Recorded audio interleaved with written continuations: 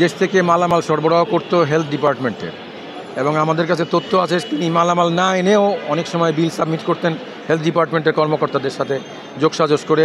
অনেক সময় অচল জিনিসপত্র নিয়ে আসতেন, সেটাকে সচল এবং দামি জিনিস হিসেবে গণ্য করে সেগুলোকে বিক্রি করতেন। আমেরিকা, কানাডা, অস্ট্রেলিয়াতে এইগুলো তদন্তে বেরিয়ে আসছে, তো সেই জন্যই আমরা নিবিড়ভাবে তাকে জিজ্ঞাসাবাদ করার জন্যই আমরা এই রিমান্ডের প্রেয়ার দিয়েছিলাম, এবং বিজ্ঞ আদালত শুনানি শেষে সন্তুষ্ট হয়ে 10 দিনের রিমান্ড চেয়েছিলাম, সেখানে তিনি 5 দিনের মঞ্জুর করেছেন।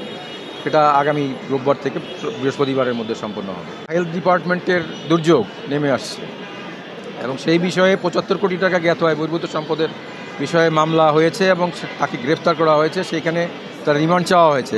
আমাদের বক্তব্য ছিল যে রিমান্ড চাওয়ার মূল উদ্দেশ্য হচ্ছে যে তদন্তকালে তার খোঁজ পাওয়া গেছে যে তিনি আরও অনেক শত কোটি টাকা তিনি পাচার করেছেন, এবং তার সাথে কারা এই মানি লন্ডারিংয়ের কাজে জড়িত আছেন সেই তথ্যগুলো উদ্ঘাটন করার জন্যই আমাদের আজকের রিমান্ডের প্রয়োজন ছিল। এই আসামিকে বিগত 11 তারিখ বিজ্ঞ মহানগর দায়রা জজ আদালতে প্রডিউস করে 10 দিনের রিমান্ড আবেদন করেছিল। আমরা ওই দিনে জামিন এবং রিমান্ড আবেদন বাতিল করার জন্য প্রার্থনা করেছিলাম, যা আজকে শুনানি হয়েছে।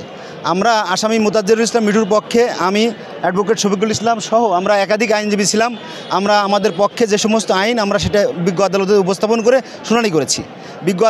এই আসামির বিরুদ্ধে বিগত 16 সালে এই দুদক একটি মামলা করেছিল বনানী থানায়। সেই মামলায় সেখানে রিপোর্ট দিয়েছিল 18 সালে যে তার বিরুদ্ধে কোনো কিছু পাওয়া যায় নাই। সেই ফাইনাল রিপোর্ট অ্যাকসেপ্ট হয়ে এই মহানগর দায়রা জজ বাহাদুর তাকে অব্যাহতি দিয়েছিলেন। পরবর্তীতে আবার সেই একই সম্পদ বিবরণী দিয়ে একই মামলা করেছে। আমরা সেই সমস্ত আইন দেখিয়েছি যে সংবিধানের 35 অনুচ্ছেদ অনুযায়ী এবং সাক্ষ্য আইনের 40 ধারা অনুযায়ী এই একই বিষয় নিয়ে পরপর 2 মামলা করা যাবে না।